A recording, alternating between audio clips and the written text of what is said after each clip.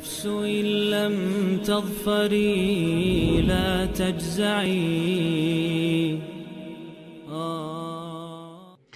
أعوذ بالله من الشيطان الرجيم. بسم الله الرحمن الرحيم. الحمد لله رب العالمين والعاقبة للمتقين ولا عدوان إلا على الظالمين والصلاة والسلام على أشرف الأنبياء والمرسلين نبينا محمد وعلى آله وصحبه وسلم أجمعين. Falëndërimi takon Allahu subhanahu wa taala. Mëshira Allah të qoftë mbi pejgamberin ton Muhammedin sallallahu alaihi wasallam, mbi shokët e tij dhe mbi të gjithë muslimanët. Pasi që autori përmend çështjet e nifakut, dhe ato shkurt tham ndahen në dy pjesë: nifaku me bindje, nifaku me zemër e që nxjerr nga feja, ku përfshihen nuk e don Allahun, nuk e don pejgamberin sallallahu alaihi wasallam, e urren Kur'anin ose diçka prej Kur'anit, e urren hadithin ose diçka prej hadithit, gëzohet kur humbin muslimanët dhe mërziten kur humbin qafirat, to të gjitha e nxjerrin personin nga feja, kurse ato të cilat janë praktike të nifakut, të përmbledhura në hadithin e pejgamberit sallallahu alaihi wasallam, tham janë vepra praktike të cilat nuk e nxjerrin njërin nga besimtari nga Islami, por se nuk ka dyshim se janë prej veprave më të ulta, më të këqija, kur flet gënjen, kur premton mashtron, kur i besohet tradhton, edhe kur hidhrohet e tepron. Autori në vazhdim përmend disa mëkate të cilat e tërheqin imanin nga besimtari. Ehlusuneti dhe xhamati nuk bën tekfir me gjunahe kurrë. Çdo kush që bën gjuna, çfarë do të jetë ai, edhe sa do të jenë ata, nëse nuk e arrin shkallën e kufrit, nuk del personi prej imanit. Kushdo prej besimtarëve që vepron çfarë do lloj mëkati, edhe sa do lloj mëkate, të cilat nuk e arrin shkallën e kufrit, dhe shkalla e kufrit përcaktohet në librin e Allahut dhe në sunetin e pejgamberit sallallahu alaihi wasallam, personi nuk del prej feje. Por ka disa gjunohe të cilat autori ka përmend në vazhdim, që nëse personi i punon, ato e shkputin imanin nga besimtari, dhe kthehet imani nëse pendohet robi nga vepra. Thot pejgamberi sallallahu alaihi wasallam në hadithin të cilin e transmeton Imam Buhariu dhe Imam Muslimi: la yazni zani hina yazni wa huwa mu'min. Për veprave të para të cilat e shkëpusin imanin nga zemra e besimtarit është amoraliteti. Thot pejgamberi sallallahu alaihi wasallam nuk bën amoralitet zinaqari, veç se në kohën e amoralitetit nuk është besimtar. Wala yashribu al-khamra hina yashribuha wa huwa mu'min. Dhe nuk pin alkool ai i cili pin alkool e gjatë kohës së pirjes së alkoolit jetë besimtar. Wala yasriqu sariqu hina yasriqu wa huwa mu'min. Edhe nuk vjedhsi veç se në kohën e vjedhjes të jetë besimtar. Domethënë nuk vjedhsi, ose kur vjedhsi në kohën e vjedhjes nuk është besimtar. Wala yantahibu muntahib. Dhe nuk e plaçkit pasunin e njerëzve ai i cili e plaçkit atë që e shohin njerëzit, veç se në kohën e veprës së tij personi nuk është besimtar.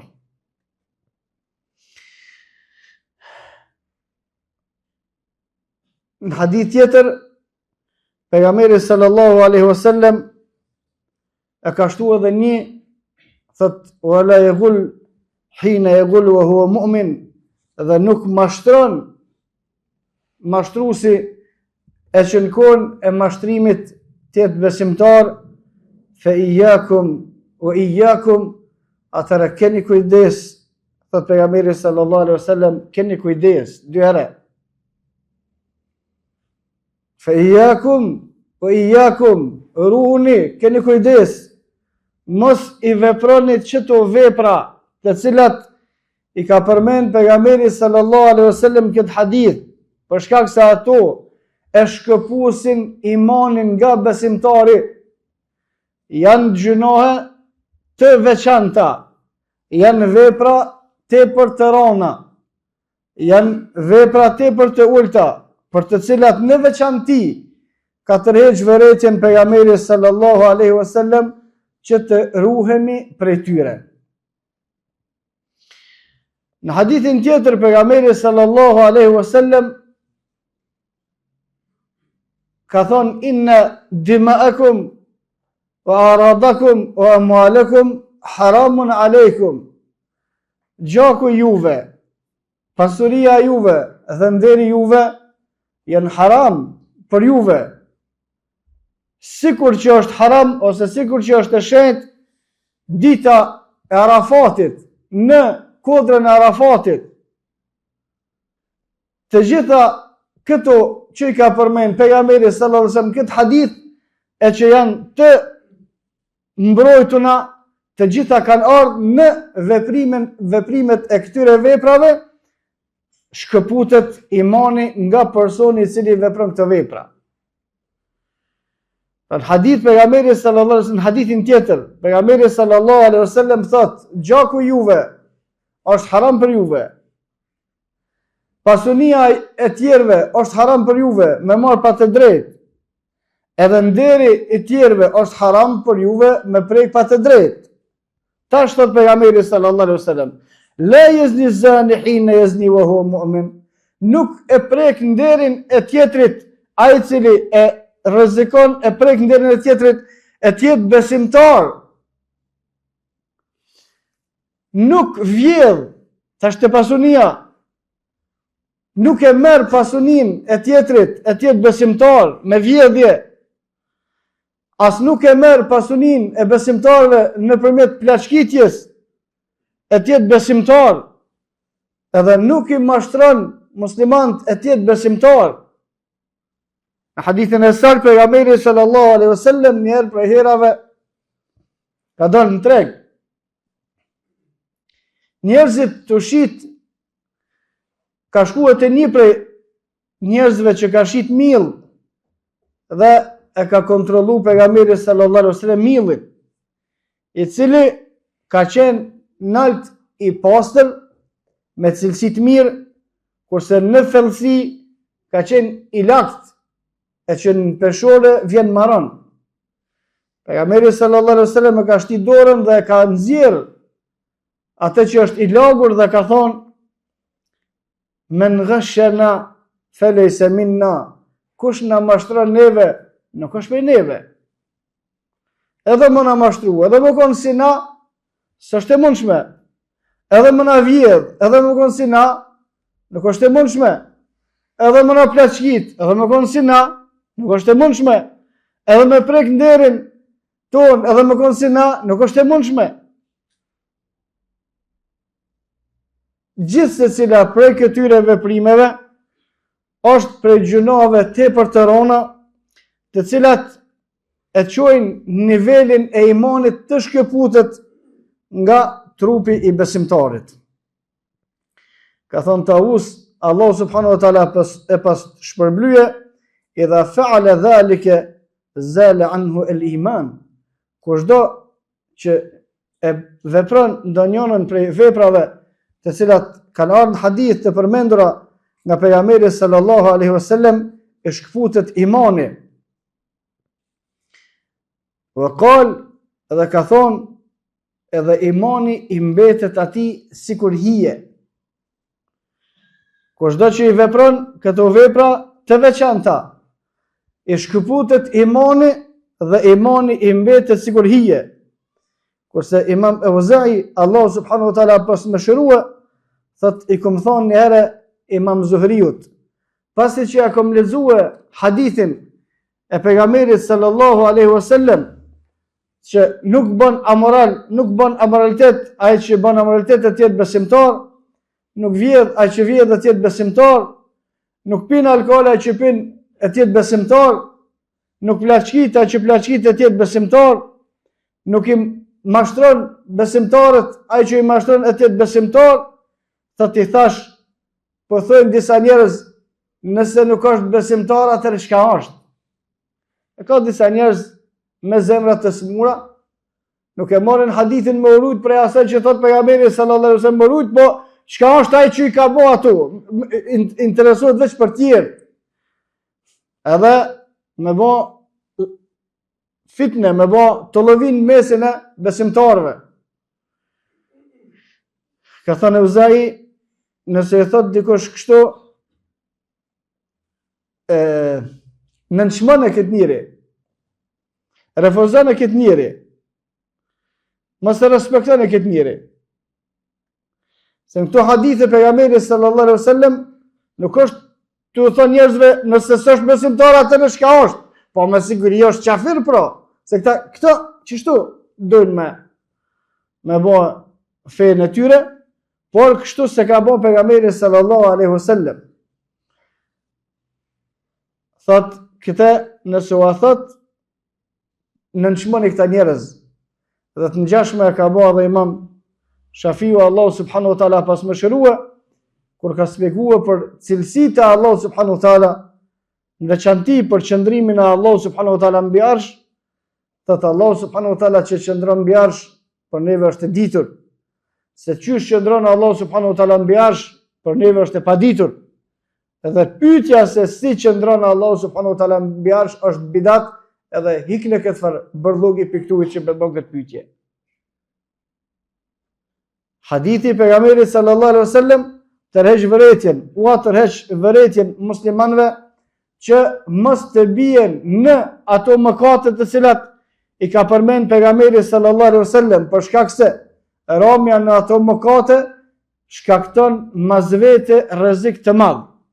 Prej rrezikut të madh të parin që shkakton është shkëputja e imanit. Pastaj pjesë e komentatorëve të hadithit kanë thonë kushdo që i vepron këto mëkate del prej imanit, por nuk del prej islamit. Del prej hallkës së imanit, për shkak se imani, islami është hallka më e madhe, imani është një hallkë më e ngushtë mrena islamit, dhe ihsani është një hallkë edhe më e ngushtë mrena imanit edhe islamit. Kushdo që e vepron ndonjën prej veprave, jo që nuk është muhsin, del prej shkallës së muhsinit dhe del prej rrethit të mu'minit dhe mbetet në rrethën e muslim. Për shkak se hadithin tjetër pejgamberi sallallahu alaihi wasallam ka thonë: "Yanzi'u minhu al-iman fa in taba 'ida ilayhi al-iman." Shkëputet prej tij imani dhe nëse pendohet i kthehet imani. Nëse pendohet i kthehet imani, nuk hin në iman, në islam rishtazi, por kthehet në imanin i cili veç se i është shkëput për shkak të veprimet të atij gjënohu që e ka vepruar. Këto veprime për të cilat ka tërheq vërejtjen pejgamberi sallallahu alaihi wasallam, ose këto gjënohe për të cilat ka fol pejgamberi sallallahu alaihi wasallam, ato janë amoraliteti, pirja e alkoolit, vjedhja, plaçkitja dhe mashtrimi, i ashton edhe dy tjera pejgamberi sallallahu alaihi wasallam. Thot pejgamberi sallallahu alaihi wasallam: "La imana liman la amanata." Nuk ka iman ai që nuk ka bes, nuk ka amanet. Wala dina liman la ahda lahu. Dhe nuk ka fe ai cili nuk ka marrëveshje. Normal marrëveshja është marrëveshja me Allahun e para, pastaj marrëveshja me pejgamberin sallallahu alaihi wasallam, të cilat bëhen në kohën kur dëshmon robi la ilaha illallah Muhammedun Rasulullah. Pastaj është marrëveshja me besimtarët, në të cilën pejgamberi sallallahu alaihi wasallam ka thonë: "El muslimu men selim el muslimune min lisanihi wa yadihi. Musliman, besimtar, është ai nga dora dhe gjuha të cilit janë të sigurt muslimanët e tjerë. Dhe kjo është marrëveshja e muslimanit me muslimanët. Pastaj çdo marrëveshje tjetër që besimtari e bën me kundo tjetër, qoftë ai tjetë musliman ose jo musliman, marrëveshje e cila është mrena kornizave të shariatit, është i obliguar që të i përmbahet asaj për të cilën është marrëvesh, për shkak se pejgamberi sallallahu alaihi wasallam ka thënë hadith, el mu'minuna ala shurutihim, muslimanët i përmbahen kushteve për të cilat pajtohen. Duke tërheq vërejtjen pejgamberi sallallahu alaihi wasallam nga këto mëkate, sjell shembuj prej shembujve që i sjell pejgamberi sallallahu alaihi wasallam, për shkak se mëkatet nëse bën çdo ditë, edhe jeta është e gjatë, robi me këto mëkate mundet me qëndruan në xhehenem pastaj për kohë të gjatë. Këtu është rreziku. Për shkak se me mëkate kërkush nuk mbetet në xhehenem për gjithmonë për besimtarëve, por për shkak të mëkateve të shumta, ka mundësi Allahu na ruajt me qëndruan në xhehenem miliarda shekuj. Kjo është çështje e rëndë, është çështje e vështirë. Jeta në ahiret është e pambarim. Nuk bitiset jeta në ahiret kurrë. Edhe kushdo që është besimtar, vdes me iman, e ka të garantuar se nuk ka me qëndrua për gjithmonë në xhehenem. Kjo është e kryme, por nëse është pjesë vazhdimisht e këtyre gjunaheve, në veçanti atyre të cilat i ka përmend pejgamberi sallallahu alaihi wasallam, rreziku për besimtarin është me qëndrua kohë gatë në xhehenem. Dhe koha e gatë në xhehenem nuk duhet më kuptuar me kohën e jetës së dunjoje, por duhet më kuptuar me kohën e jetës së ahiretit.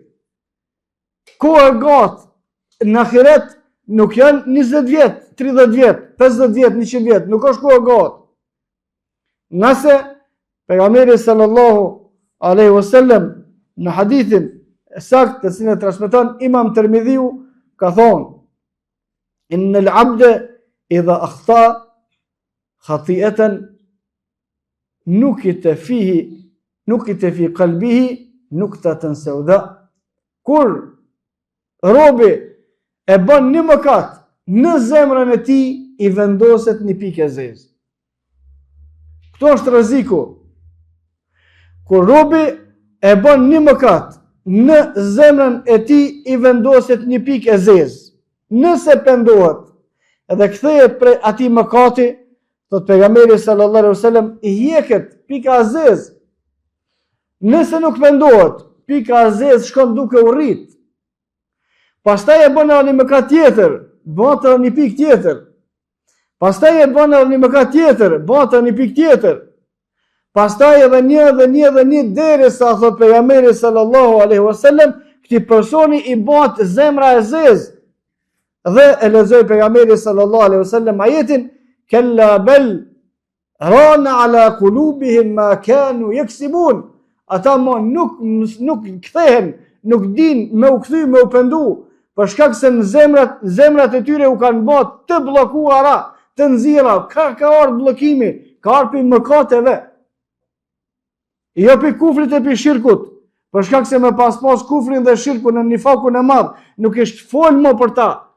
Por ka ardhur të një besimtar duke vepruar gjëna pas gjëno, me një moment, me një vend, derisa ma nuk mundet më u kthy ma, për shkak se zemra ati u bëhe zezë për shkak të gjënave, edhe ma vështirë, për shkak të gjënave të mëdha, edhe ma vështirë. Bjen një shembull tjetër pejgamberi sallallahu alaihi wasallam. Thot pejgamberi sallallahu alaihi wasallam, shembulli i atij që bën gjënohe të vogla është sikur shembulli i atij i cili mbledh krone. Thot pejgamberi sallallahu alaihi wasallam, shembulli i atij që bën gjënohe të vogla, jo gjënohe të mëdha, por bën vazhdimisht, çdo ditë. Është sikur shembulli i atij i cili mbledh krone, një atje, çfarë që bën një grumbull të madh kroneve, me ata e pjek një bukë. Kjo është shembulli i gjinave të vogla. Po Allahu na ruaj nëse gjinat e mëdhaja bëhen të përditshme, edhe të ndryshme, për njënit në tjetrin, për njënit në tjetrin, për njënit në tjetrin. Thot pejgamberi sallallahu alaihi wasallam, kur ka bë gjunoha që shumë, dhe nuk është kthy, nuk u pendu te Allahu subhanahu wa taala, jo ka bë zemra aziz, pastaj ka lexuar fjalën e Allahu subhanahu wa taala, zemra u ka nxjerrë atyre për shkak të veprimtarisë vet, për shkak të gjunave të tij që vet i ka bë. Atëherë besimtari duhet me pas kujdes për të gjitha gjunohat, me urujt, me ik, me respektua kufit, me respektua ndalesat të cilat i ka vendosur Allahu subhanahu wa taala dhe pejgamberi sallallahu alaihi wasallam në përgjithësi, në veçanti me u largu nga ose me u pas kujdes më të theksuar nga amoraliteti, pirja e alkoolit, vjedhja, plaçkitja, mashtrimi i muslimanëve, dhymja e premtimit, mosmatja e premtimit dhe mospasja e amanetit. Wa qulu qawli hadha wastaghfirullaha li wa lakum wastaghfiruhu li kulli dhanbin innahu huwal ghafurur rahim.